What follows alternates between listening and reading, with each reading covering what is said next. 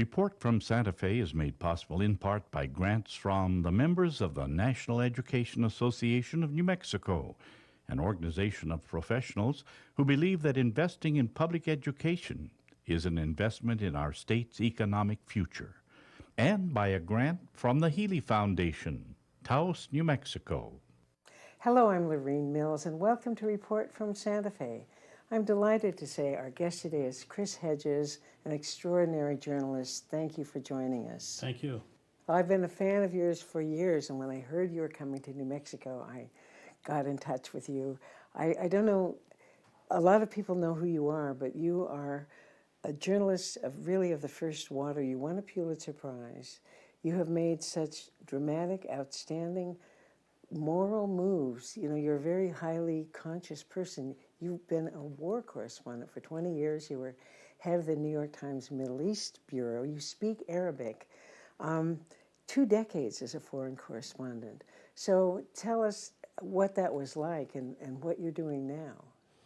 Well, I covered disintegrating societies, 5 years covering the war in El Salvador, Nicaragua, and Guatemala, 7 years in the Middle East, much of that time in Gaza. I covered the civil war in Algeria, Yemen, the Sudan, and then the first Gulf War. I went into Kuwait with 1st Battalion, 1st Marines, then on to the former Yugoslavia. I was based in Sarajevo during the war, and then Kosovo. So I'm acutely aware of how societies unravel. And coming back to the United States after 2 decades, and I was very rarely here, I was shocked at the deterioration of American political life, the destruction of institutions that make democracy possible, the assault on everything from public education to social service, the I would call rise of militarization, the veneration of quote-unquote military virtues. All of this I'd seen before, and it was very worrying. And I spent roughly the last decade writing books about this malaise: Death of the Liberal Class, Empire of Illusion, The End of Literacy, The Triumph of Spectacle, 2 years on the Christian right, a book called American Fascists, The Christian Right and the War in America. I speak as a seminary graduate. For me, the Christian right are Christian heretics. You didn't need to go to Harvard Divinity School as I did to understand that Jesus didn't come to make us rich, or that Jesus would be blessing iron fragmentation bombs being dropped all over the Middle East. So that malaise, that disintegration, of course, culminates with Donald Trump. You have been accused by your friends of not being a journalist, but being a minister pretending to be a Right, journalist. that was Stephen Kinzer from the New York Times. Well, it's a very interesting, because you have been, you went to Colgate, you got a degree in English, you were born to write, you're a wonderful, wonderful writer, and then Divinity School, and then didn't they say that they didn't ordain journalists? Right, so you have to be approved for ordination in the Presbyterian Church before you go to Divinity School, and then at the end you tell them what your call is. And I went before the committee and said I was going to go to El Salvador and be a freelance reporter and cover the war, and there was a long silence, and the head of the committee said, "We don't ordain journalists." And the poignant part of it is that my father, who'd been a minister, a parish minister for 40 years, was seated outside the room. And I often think back how difficult it must have been to see his son come so close. And he said to me, "Well," he said, "you're ordained to write." Yeah. And I think that good preachers, like good journalists, care about the truth. And you know as well as anyone that what we do as journalists is manipulate facts. And I've been a journalist long enough that I can take a set of facts and spin them any way you want. And if you're a careerist, you will spin them in such a way to placate the power elite, both of the institution you work for and the power elite that runs the country. But if you care about the truth, you will spin those facts to impart the truth to your reader or your viewer. But that often makes you a management headache and gets you in trouble. But I think good preachers and good journalists have that commonality. what do you think of the state of journalism today? Are there such journalists who really work to spin so that it presents the truth instead of serving the power structure? Well, that's one of the most distressing aspects of American society, and that is the utter corrosion, collapse of the press, especially on the commercial media, on the electronic airwaves. It's burlesque. I mean, of course, newsprint has declined for financial reasons. That monopoly that newsprint once had connecting sellers with buyers is gone. We lost classified advertising. That was 40% of most newspaper revenue. And so you've had newsprint become anemic, and the commercial airwaves have been bought up by large corporations, Viacom, General Electric, who see news as just another revenue stream. And if they don't produce the revenue stream that the corporation wants, then the managers are replaced. So you bring in a figure like Zucker, who created the fictional persona of Donald Trump. He was at NBC and oversaw The Apprentice. He comes on CNN, and there's a long interview with him in the New York Times Magazine. It's quite, I as a journalist find it quite chilling, where he talks about replicating ESPN. So suddenly you bring on all these Trump supporters who really have no reason to have a voice within the public sphere other than that they're bigots, racists, and support Trump. But you need that to fight the quote-unquote liberal Van Jones. I don't own a television, so I only see it sporadically. But I do see it. It's hard to escape. And the other day I was at the gym, and it was a long section on Stormy Daniels, this porn star that they can't get enough of, followed by a roundtable discussion on Roseanne's show. This isn't news. I know. Even on the nightly news, you know. And so I remember, whatever the limitations of the news, and it was there, when I started as a journalist, all of the major networks, including CNN, had bureaus in El Salvador. They went out, they reported stories, they produced them.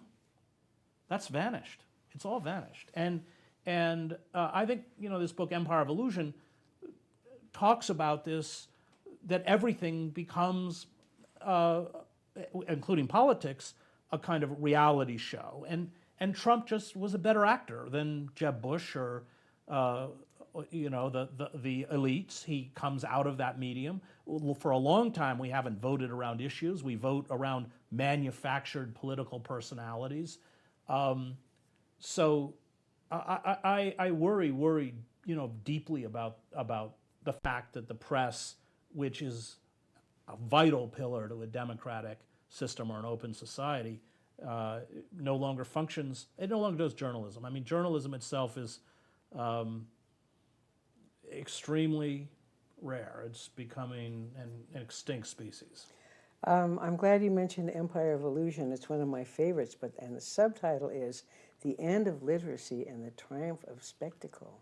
So this ties in with the whole war on science and the whole war on knowledge and the dumbing down, And we used to really be, you know, the leader of the free world, all that stuff, in terms of our scientific research, and now...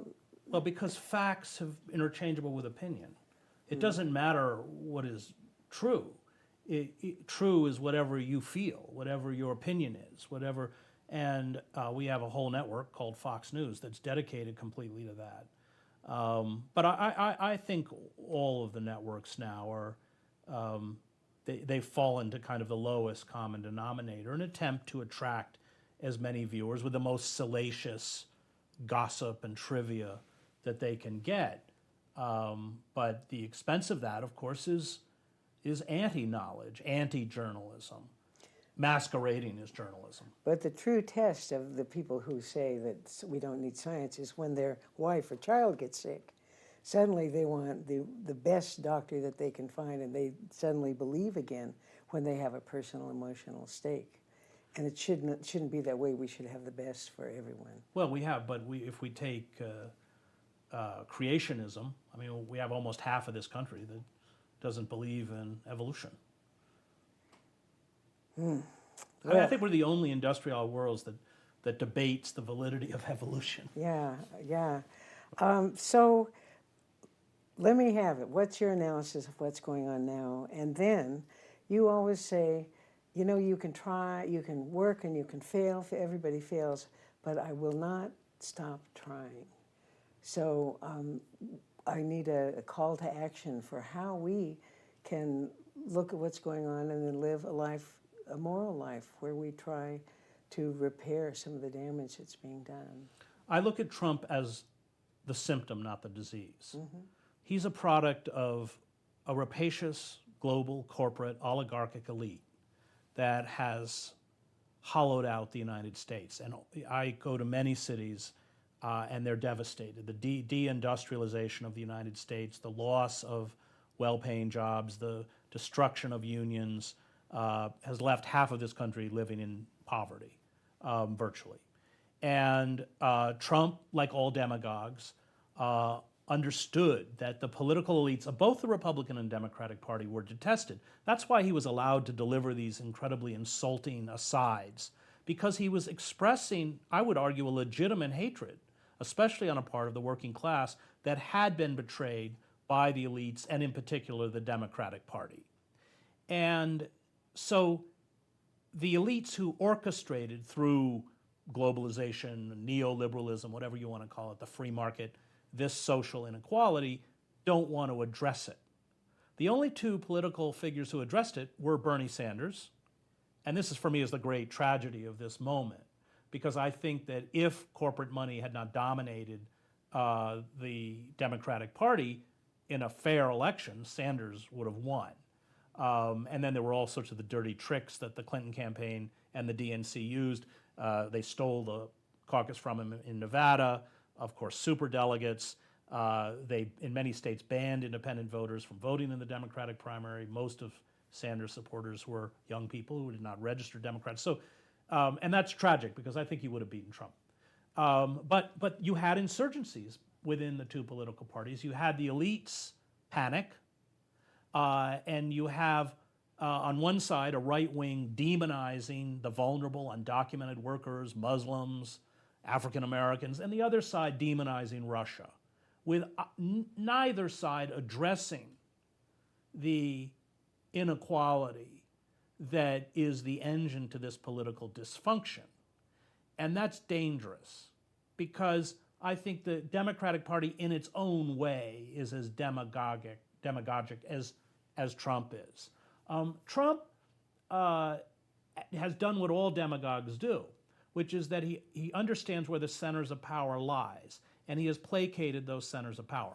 Wall Street with a tax cut, which is insane, is going to, I mean, it's just as if, you know, we used to live in a country where the highest bracket paid 90% on taxes.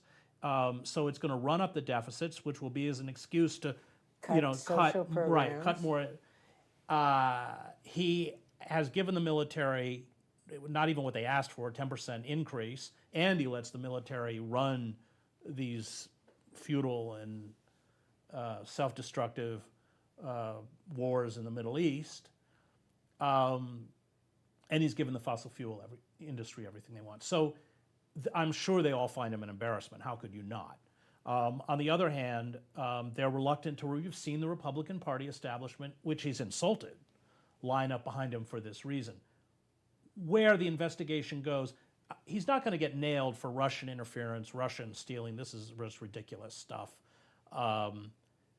But his business dealings are so dirty and so illegal, you know, it appears, that if they dredge that up, he certainly, I would expect, be vulnerable to impeachment. The question is, would a Republican majority do it? I don't know. Well, but and then we get Pence, who, as Noam Chomsky says, is worse. Well, also he's contaminated by all the Flynn stuff. He was the liaison there, so I mean it goes all the way down. Yeah, but I think the stuff they have on him is, from what I hear, is the laundering of Russian oligarch and other money, all sorts of illegal business practices, fraud, pretty serious. And then, of course, the payouts to how many women. You know, in Fire and Fury, there's a little line in there. I think he talks about hundreds of women, or, you know, certainly it's much larger than the number that we've seen. So the effect of this for a year and some months has been a general depression and malaise, and we look at things that we've always held dear: free, good public education, Right. clean water, clean air, some labor standards, child labor protections, and all this, and it's just like dissolving away. Right, because so it had already deteriorated, of course, under both Republican and Democratic administrations. Remember, Barack Obama's assault on civil liberties was worse than under George W. Bush. So you're taking weakened institutions and kind of dynamiting what's left. You see it with the Environmental Protection Agency, for instance. You're putting people in charge of those institutions who want to destroy them. And this, of course, in the short term is very good for the oligarchs. But in the long term, it's bad for the oligarchs and everyone else, because you are destroying the system that sustains a capitalist democracy. Wall Street's right back doing the speculation it had done before. There are many seasoned business reporters, Gretchen Morgenson and others, who are talking about another financial meltdown.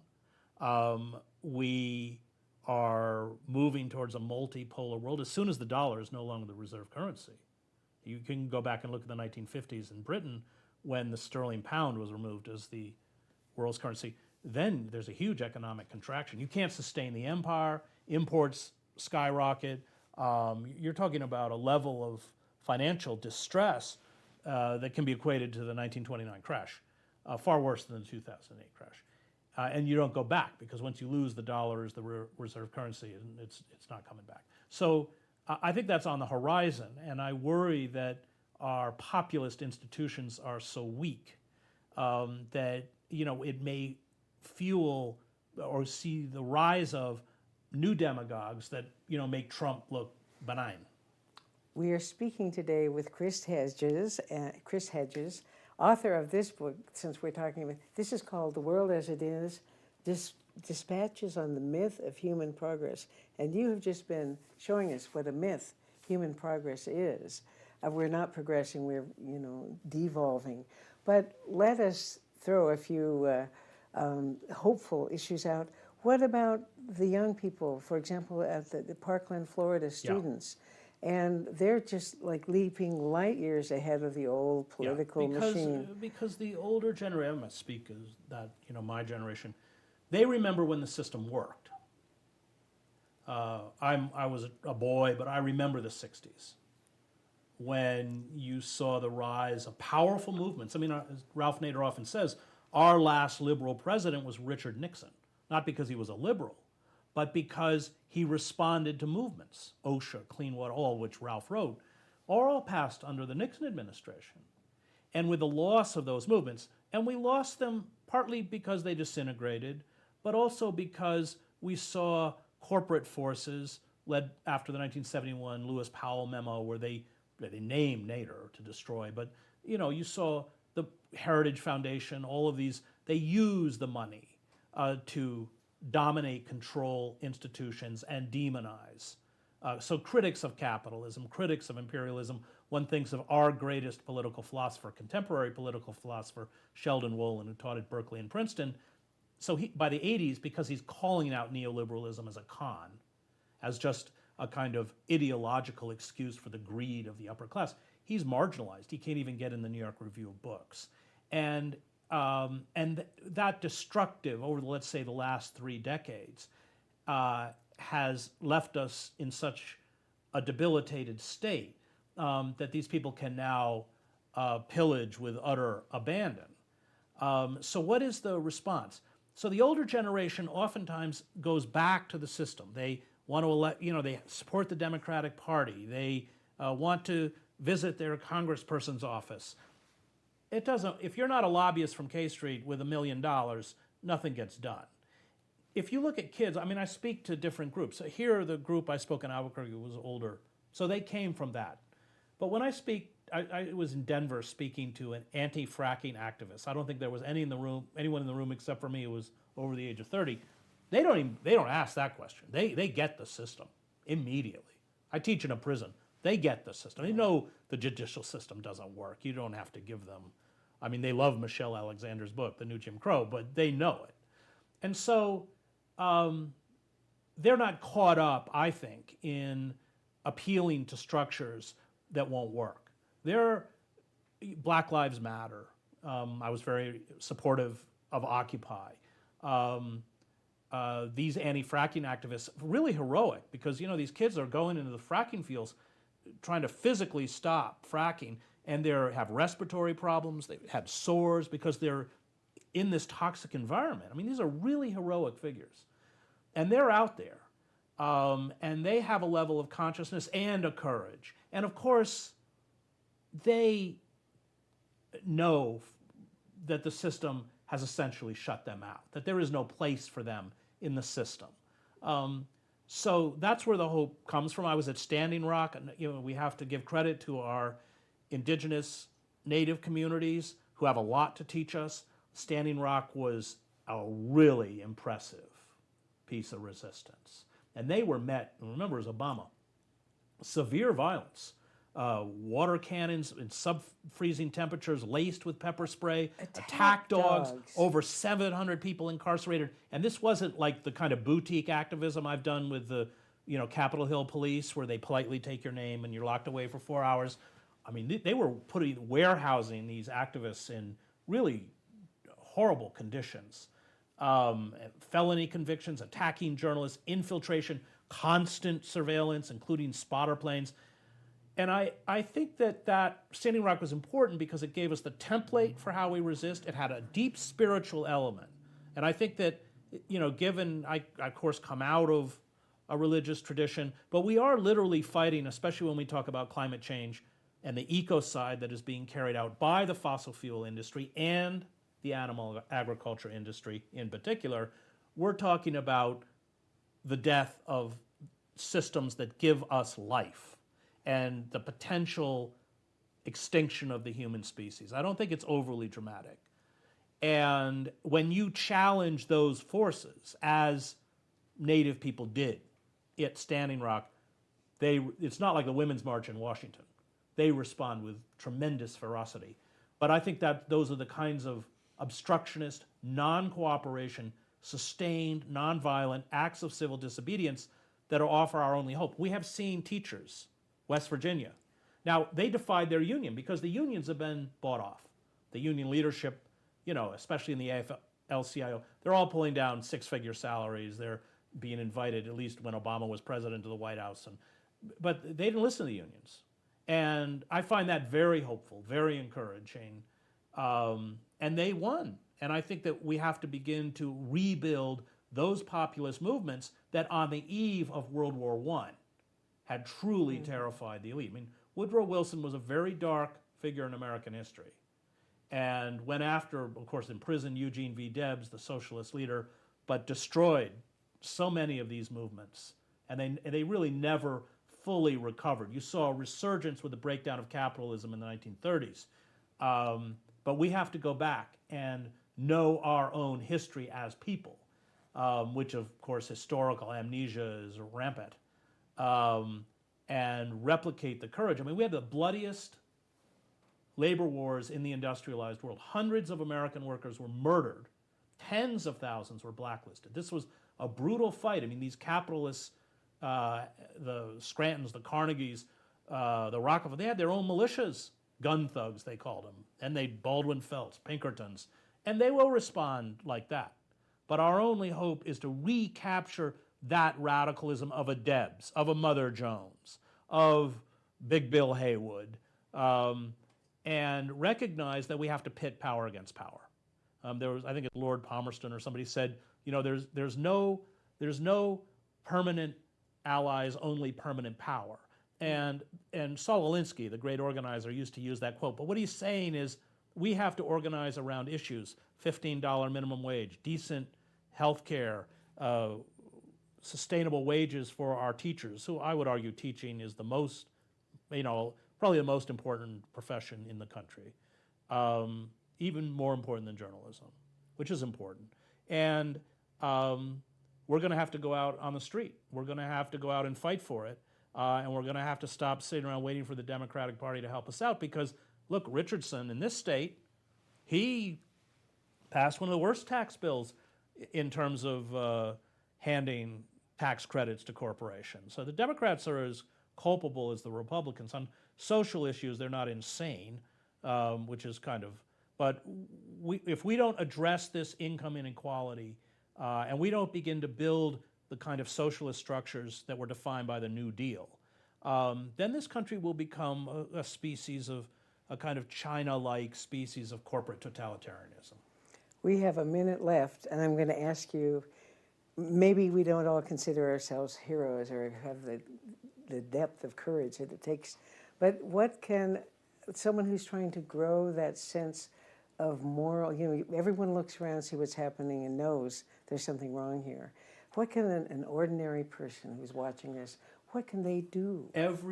You can't take on every issue. You have to pick an issue, whether it's child health, whether it is the downwind victims from the atomic bomb who are still suffering, radiation poisoning, whether it's fighting the fracking industry. All of these groups have to build alliances, of course, and lend resources. But you have to look around your community and see, and all you have to do is open your door and turn off your television set.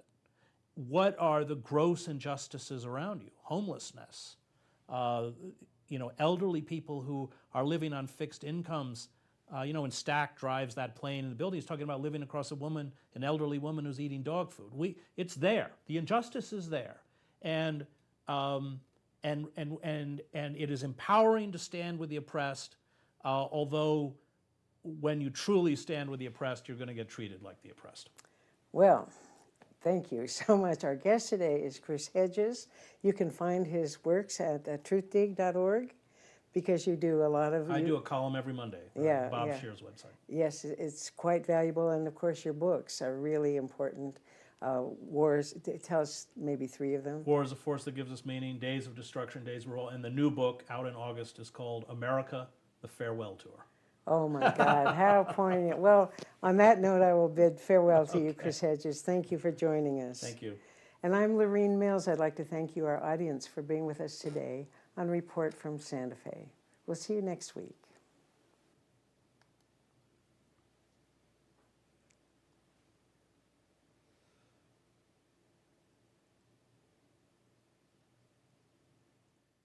Past archival programs of Report from Santa Fe are available at the website reportfromsantafe.com. If you have questions or comments, please email info@reportfromsantafe.com. Report from Santa Fe is made possible in part by grants from the members of the National Education Association of New Mexico, an organization of professionals who believe that investing in public education is an investment in our state's economic future, and by a grant from the Healy Foundation, Taos, New Mexico.